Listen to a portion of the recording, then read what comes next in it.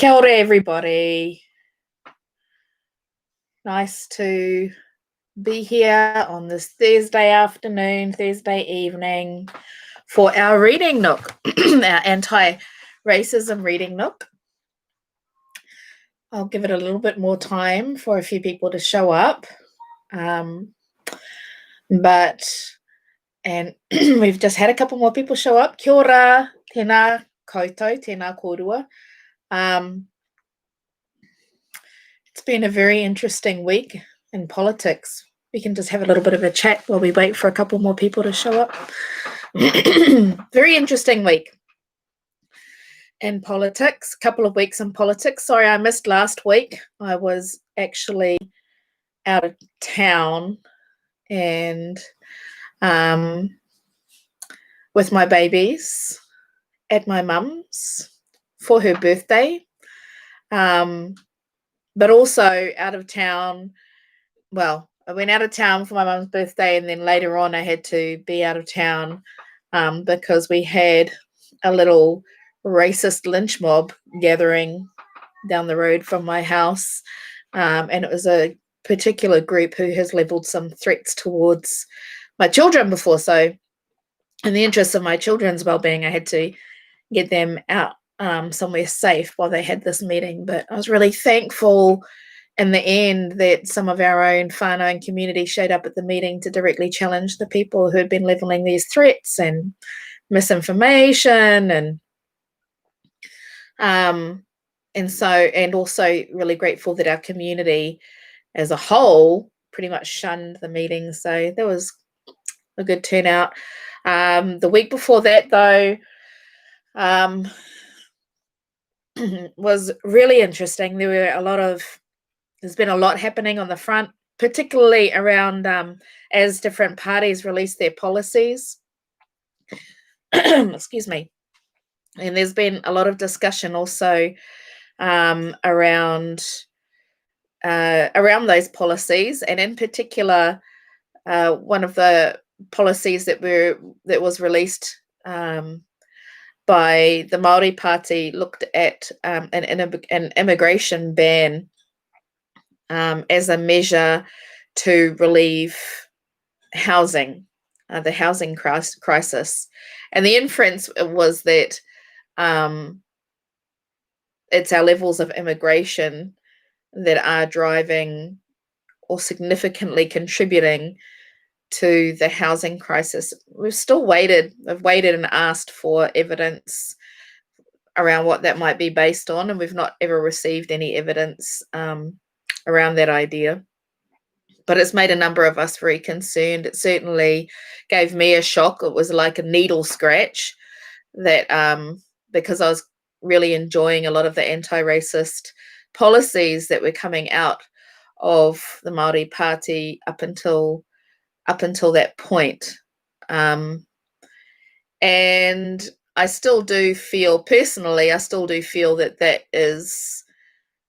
it's since been modified so that our what's classed as refugee whānau, but also apparently displaced moana whānau, are not included. There's still some really problematic language in there. It's still being used in a way that's really harmful, and it still needs to be looked at. And I don't want to say that the Māori Party is the only one with a racist immigration. Firstly, I mean, there are a raft of racist immigration policies across all parties. Probably it stood out, though, because of the expectations that they would continue to be anti-racist in their immigration, in all of their policies.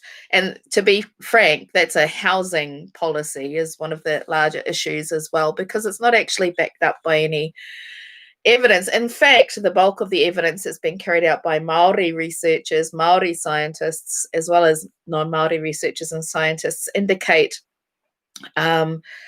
quite the opposite, that migration immigrants do not drive up house prices and are not significant contributors to the housing crisis, that there are other factors at play, largely speculative housing markets. And of course, it doesn't help when the previous government sold off over 6,000 state houses. So,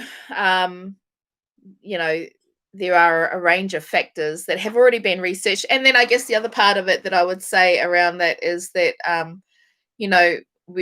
we have the luxury of a little bit of a crystal ball to see what would happen if we do stop immigration and whether or not that would impact upon the housing crisis. We have that crystal ball because it's actually happened, where immigration in previous years has reached negative amounts insofar as there's been more people leaving the country than coming into the country, or it's slowed right down to a trickle. And in fact, of course, it has slowed right down because of COVID. And that has not had any impact upon housing prices or the availability of houses. And that's because they're not a driving factor. It's, as I said before, speculative markets and also racist policy that is the driving factor as well. So that's been another issue. In any case, because of all this, the reading that I've chosen tonight, I've gone back to Ibram Kendi, because Ibram has written specifically about ethnic racism and what that looks like. And so I'm going to go back to good old Ibram X. Kendi. Now, we're looking at page 38 of How to Be an Anti-Racist. Across history, racist power has produced racist ideas about the racialized ethnic groups in its colonial sphere and ranked them across the globe and within their own nations. The history of the United States offers a parade of intra-racial ethnic power relationships. Anglo-Saxons discriminate against Irish Catholics and Jews. Cuban immigrants are privileged over Mexican immigrants. The model minority construction that includes East Asians and excludes Muslims from South Asia. It's a history that began with European colonizers referring to the Cherokee, Chickasaw, Choctaw, Creek, and Seminole tribes as the 5 civilized tribes of Native Americans as compared to other wild tribes. This ranking of racialized ethnic groups within the ranking of the races creates a racial ethnic hierarchy, a ladder of ethnic racism within the larger schema of racism.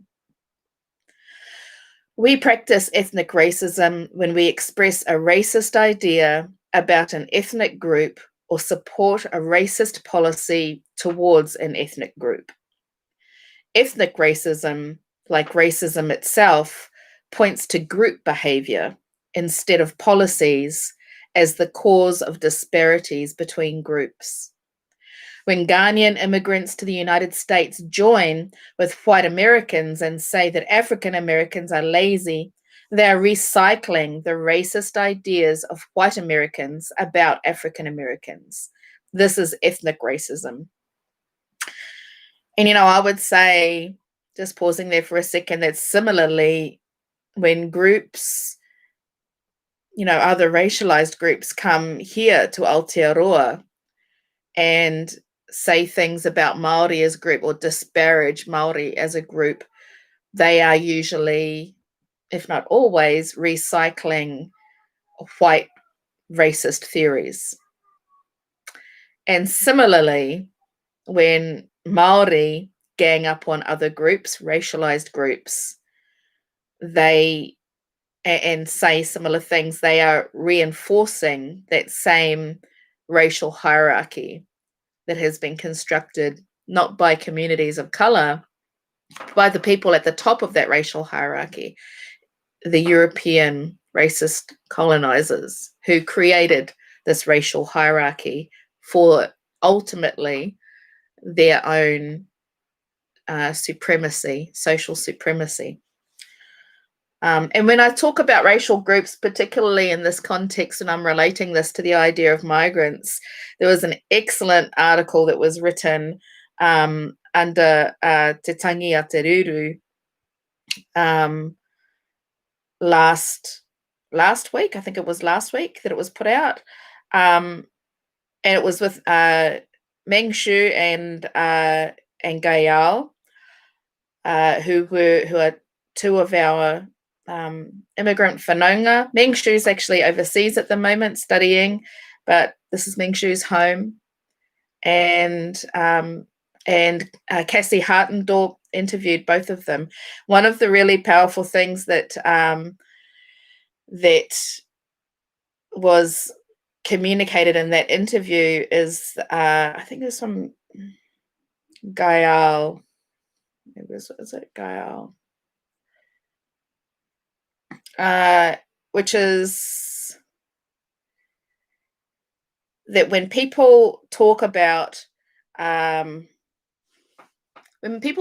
migrants, and in fact, Gael was talking about Margaret Mutu, who was highlighted in the media as talking about European migrants, and that was the first time that Gael had heard this discussion around European migrants, because in all other cases, when people talk about immigration and migrants, it's usually shorthand for migrants of color, for African migrants, for Asian migrants. And certainly that is done enough for people to create associations, racialized associations in their minds, so that when we talk about immigration and migrants, the general association in the minds of everyday New Zealanders is that those associations, those discussions are being directed towards communities of color, Pacific communities, Asian communities, and whether you intend that to be the impact, whether you intend those harmful associations to be the impact or not, those are that because of our racialized history, because we live in a white supremacist society, those are the groups that are impacted by those associations.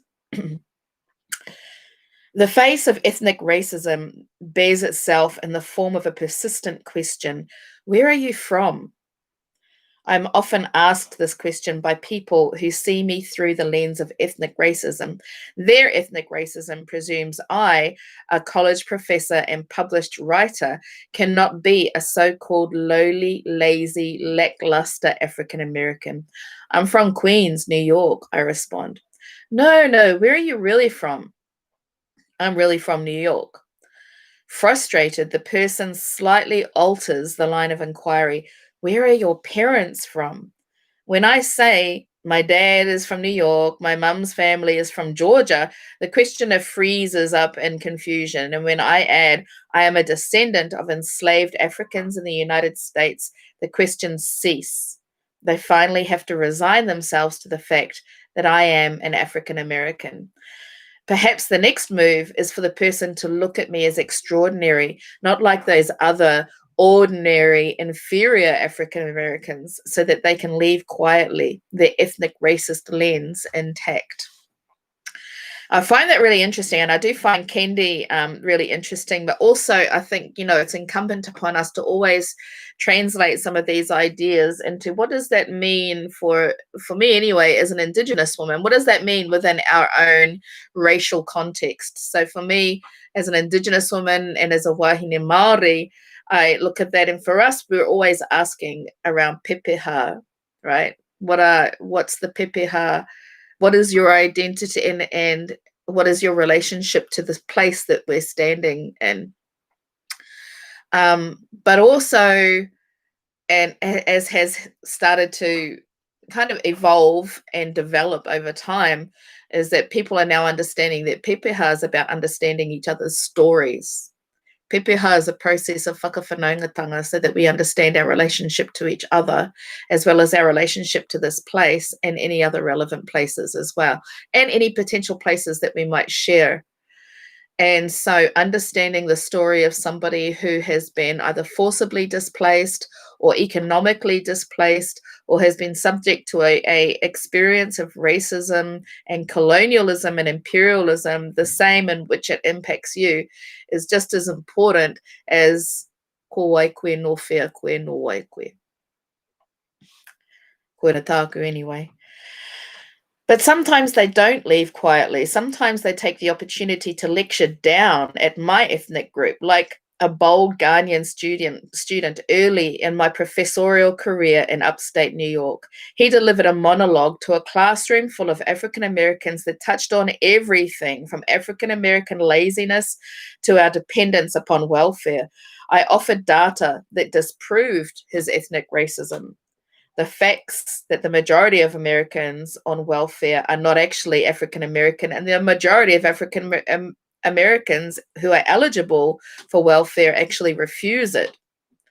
But he held tightly to his ethnic racism and spoke on as the snickering of different African American students slowly turned to anger, while many of the children of Black immigrants remained quiet. To calm my African American students, I recited the ethnically racist ideas that African Americans express about West Africans to show them that the absurdity of ethnic racism is universal, and it backfired because they all started nodding their heads to the litany of stereotypes about African immigrants.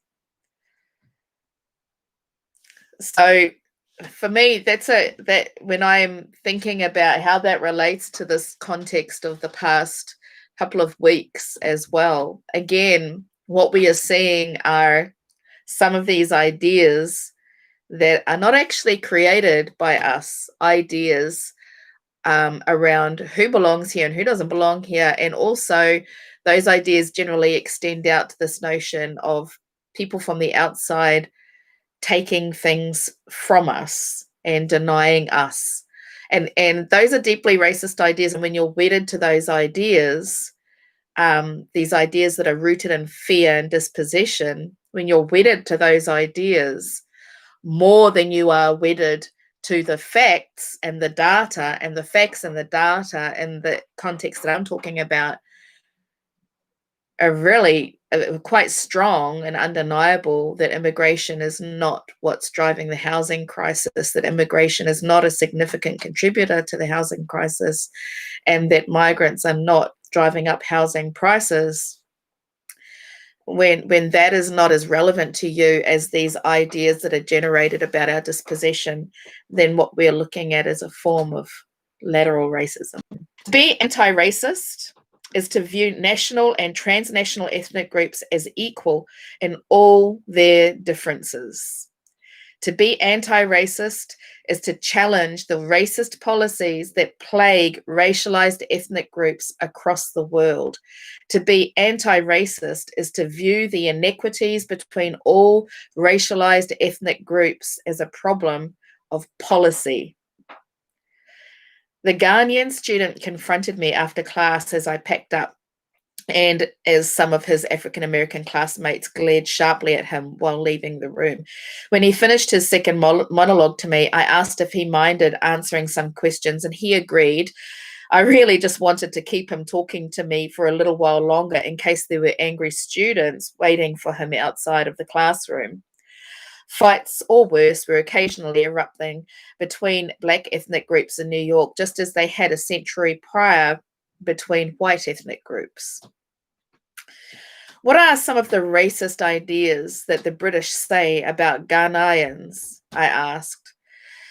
He offered a blank stare before blurting out, I don't know. Yes, you do, I said. Tell me some. It's okay. He was silent for a moment, and then he started speaking again, now much more slowly and nervously than his earlier rants, seemingly wondering where this was going. And when he finished listing the racist ideas, I said, well, are those ideas true? Are the British superior to Ghanaians? He said, no, of course not, proudly. I was proud too that he had not internalized those racist ideas. When African Americans repeat British racist ideas about Ghanaians. Do you defend your people? Yes, because they're not true, he said.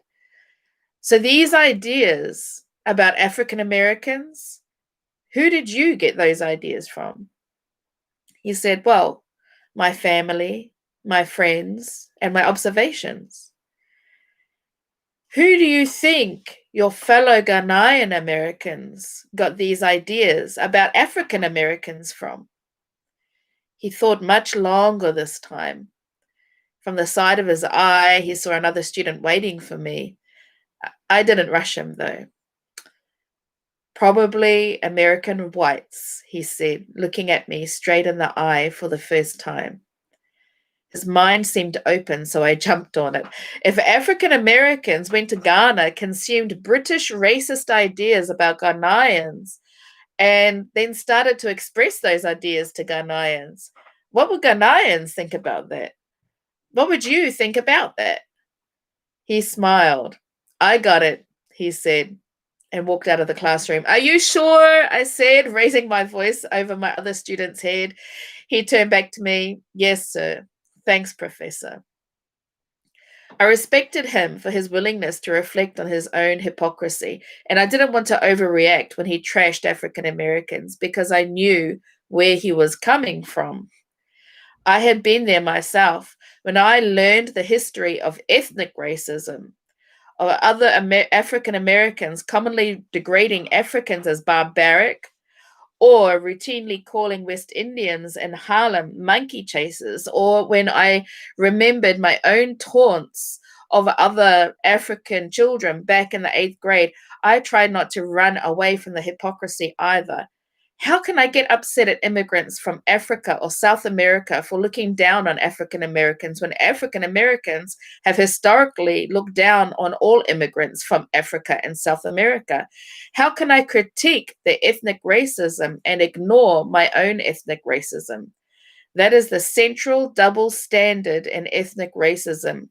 Loving one's position on the ladder above other ethnic groups and hating one's position below that of other ethnic groups.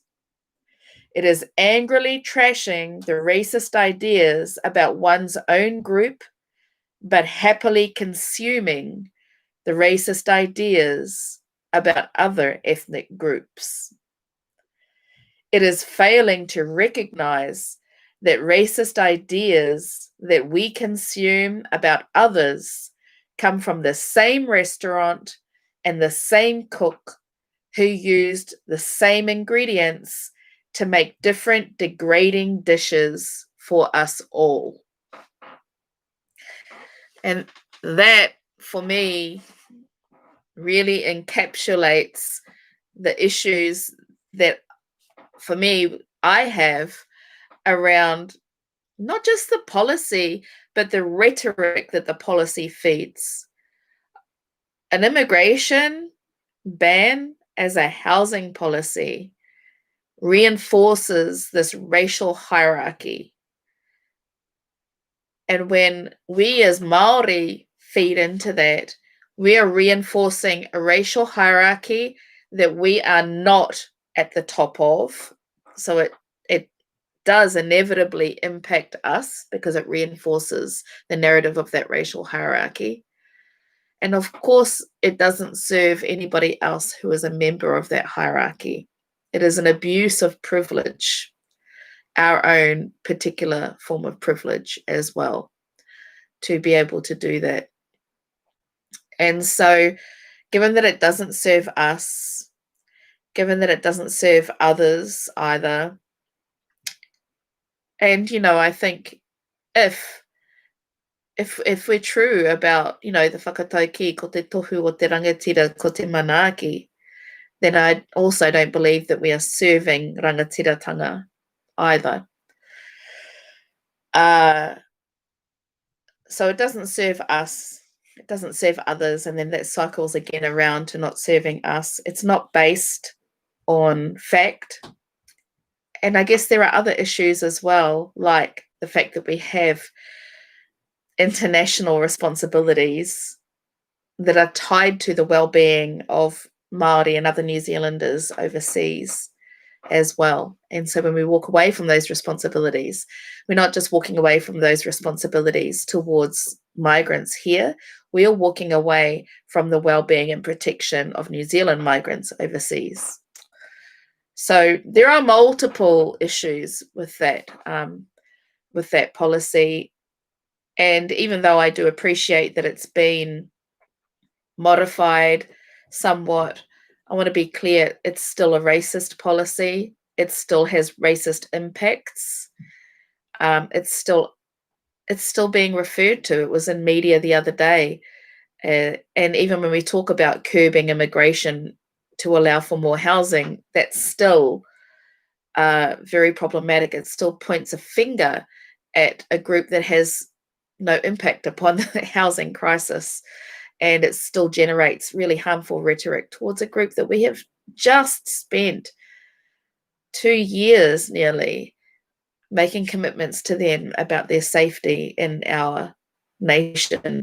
And the rhetoric that we generate from these types of policies undermines those commitments. But it also undermines, I believe, our own rangatiratanga. And it also undermines our own safety in this place, because it reinforces the racial hierarchy and the step ladder upon which we are never at the top, and we should never want to be at the top with others underneath it either, because that's also not a whakaaro rangatira. So that's enough for this evening. Thanks everybody for coming along again to another anti-racism reading Nook. I am probably going to be looking at shifting these to monthly rather than weekly soon, just because life is picking up. Things are getting really busy. Anyway, thanks for joining me. Have a lovely evening. Pō Mārie, Belinda. Thank you.